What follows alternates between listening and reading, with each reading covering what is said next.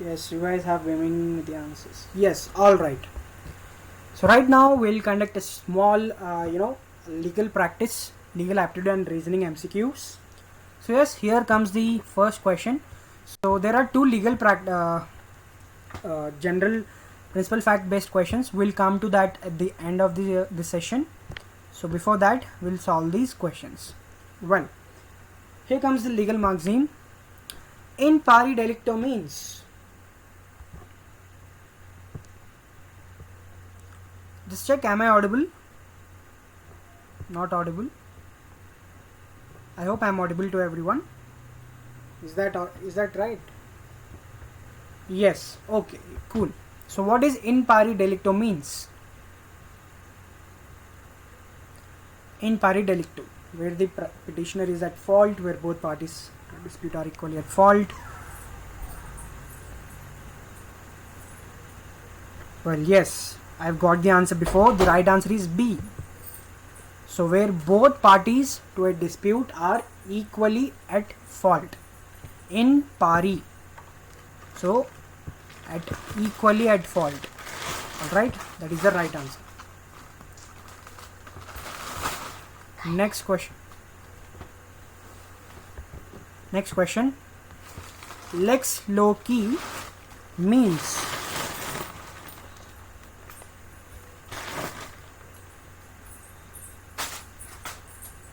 Yes, fantastic. Law of a place. Yes. Lex is nothing but law. Lex is nothing but law. Yes. Law of a place is nothing but lex loci. Let's move to the next question. So tell me, the Child Marriage Restraint Act 2006 is applicable to.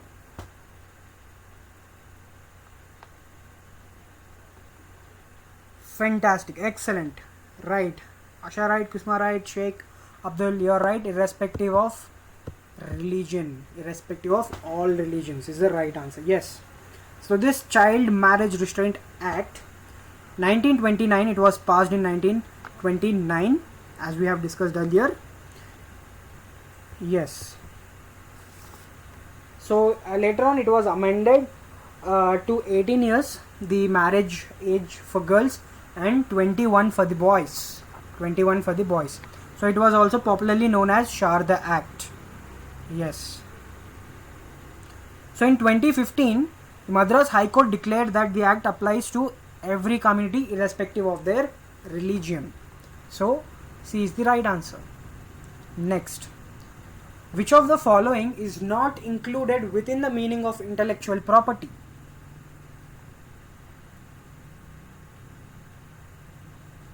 Excellent. Yes. Property of an intellectual. This is, see, patents is there, copyrights is there, trademarks is also there. So intellectual property consists of any intangible, property which includes creations, which can be patented, which can be copyrighted and also trademarked. But property of an individual, of an intellectual, it is not included in the IP. Right, it is not included in IP. So these patents and copyrights, trademark, they are certain common examples. Right, it does not include any physical property of an intellectual. Right, so basically all these creations, they are they are legally protected, the patents, copyrights and trademarks. Right, next question. Which of the following judges had never been chairman of the Law Commission of India? Yes. I mean, right, Asha right, Sheikh Yamala right. It's PC Lohati. It's actually RC. It's actually RC. It's Ramesh Chandra Lohati. He was former Chief Justice of India. Yes. Excellent, guys. RC Lahoti is right answer. Next question. No fault liability means. Yes, right, Naveen. Rohita, right. Yes. The right answer is excellent. C is right. Absolute liability even without any negligence or fault. See, this rule of strict liability is also called as rule of no fault liability. Rule of strict liability, it's also known as rule of no fault liability, in which it generally means the individual might have liability without being at fault. Right, that is, the wrongdoer or the defendant, he will be held liable irrespective of presence of any negligence from his part. He will be liable. Yes, that is strict liability. It is also called as no fault liability. Yes. Next question. Release of prisoner before completion of his sentence is called as, yes, parole is the right answer. Excellent, guys. Right, parole is right answer. Parole is like conditional freedom. So that is releasing of a prisoner before completion of his sentence is nothing but it is a conditional freedom given to the prisoner. That is known as parole. And acquittal, you know acquittal. Acquittal is nothing but free from the criminal charge. Free from criminal charge. So proving not guilty. And lease is nothing but it's kind of rent and hiring, tenancy, like that. Yes. Next question. Causa proxima et non remota spectator. Excellent, Asha. Yes. C is the right answer. Yes, Kusma Sheikh, right. Superb. The immediate and not the remote cause is to be considered. Yes, causa proxima et non remota spectator. Yes, that is, the immediate and not the remote cause is to be considered. That is, whenever the cause of any act or circumstance need to be understood, that is, the immediate cause should be looked at, not the remote cause. Right. Well, let's move on to the next question. Keshavananda Bharati case was associated with, yes guys, excellent. Fundamental rights is the right answer. Yes, Keshavananda Bharati versus State of Kerala, 1970. Yes, it is a very, very landmark judgment decision of Supreme Court of India that has outlined the basic structure doctrine of Indian Constitution.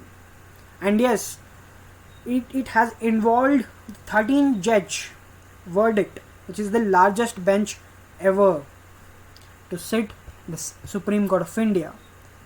Yes. 12th one.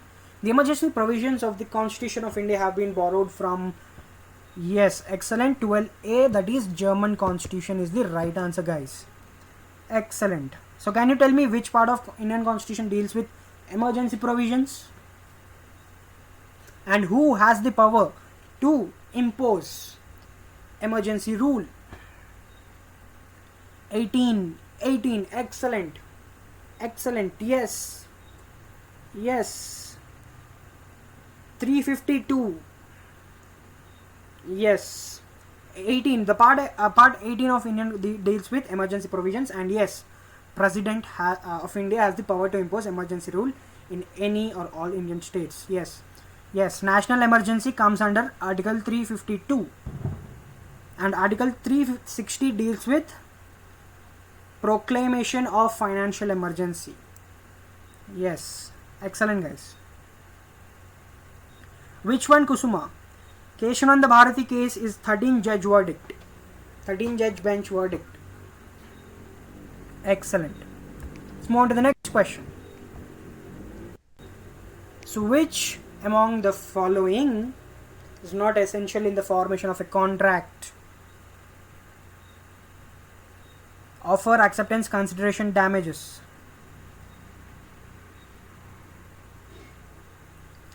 Yes, guys, excellent. Damages, it has nothing to do with the formation of contract. So for offer is nothing but proposal, which is very, very essential. Proposal, then acceptance, and proper consideration is required. No damages. Yes. The next question. In India, the power of amnesty has been given to the, which of the following?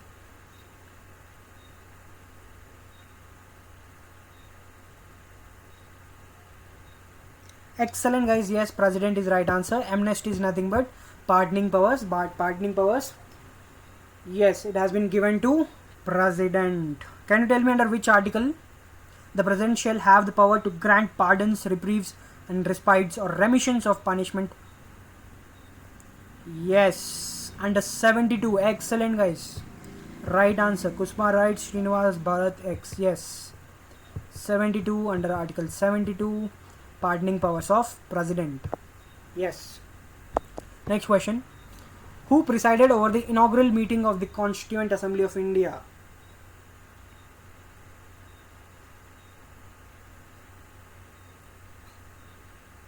Yes, 15A. Excellent guys. Sachidananda Sinha is the right answer. Yes, presided over inaugural meeting of Constituent Assembly of India. Yes. So it took place in the year 1946 in New Delhi. Yes, excellent guys. Next question. The idea of the Constitution of India was first of all given by, yes, this is a very, all of you know this, M.N. Roy is the right answer. Yes, excellent. In 1934. Yes, superb. I've been getting the next answer also. The last question,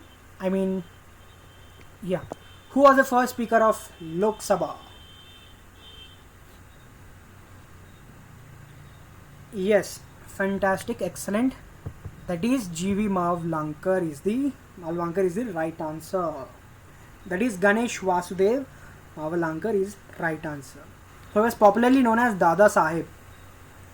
Right. Yes, he was the first speaker of Lok Sabha. So who was the first woman speaker? We discussed this. First woman speaker. Yes, Meena Kumar. Excellent. Who is current Lok Sabha speaker? Yes, Om Birla. Yes, excellent guys, excellent. Now, well, let us move on to our last questions, that is principle fact based questions. Look at the first principle.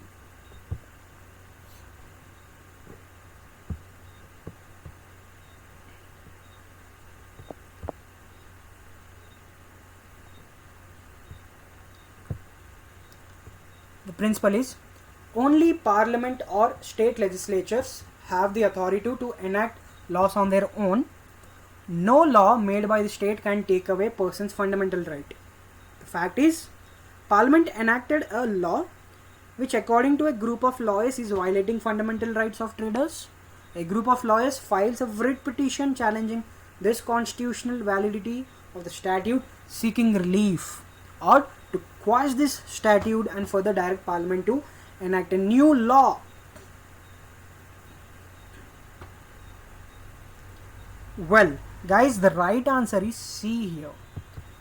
I know option B and C is a bit tricky, but the court can quash the existing law if it violates fundamental rights, but it cannot direct parliament to make a new law.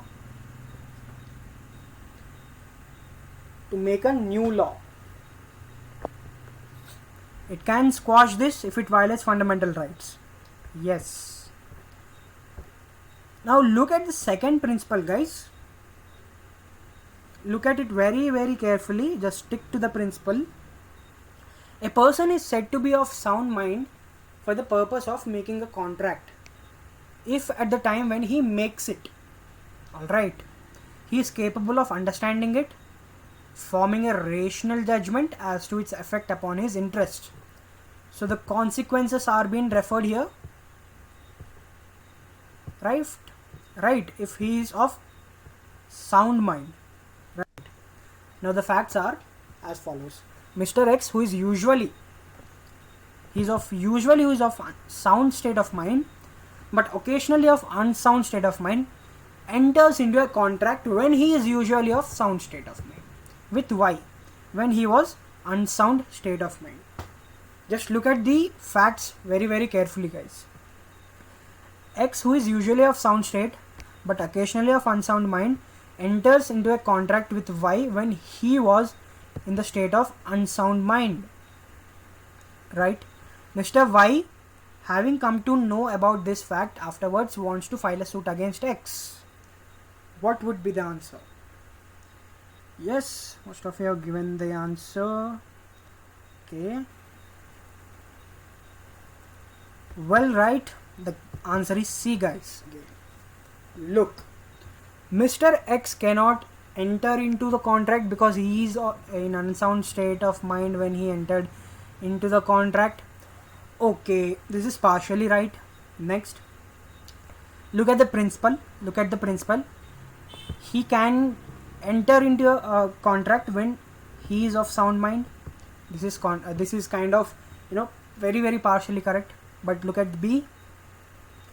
Mr. X can enter into contract, but the burden is on the other party to prove that he was of unsound state of mind at the time of contract. Okay, this is also not right because the burden should not be on other party. The burden should fall on Mr. X. That is the person who is forming the contract. Right. So Mr. X can enter into a contract, but the burden is on Mr. X to prove that he was of sound state of mind at the time of contract. Right. So this is, you have to go completely according to the principle right here. Right. He can enter into a contract, but the burden is on Mr. X to prove that he was of sound state of mind. It is not of any other's responsibility or others party's responsibility to prove that he was of unsound. He has to prove he was of sound state of mind. Right.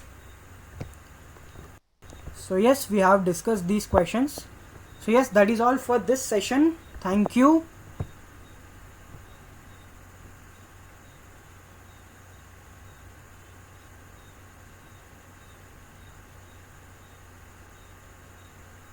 Just a second.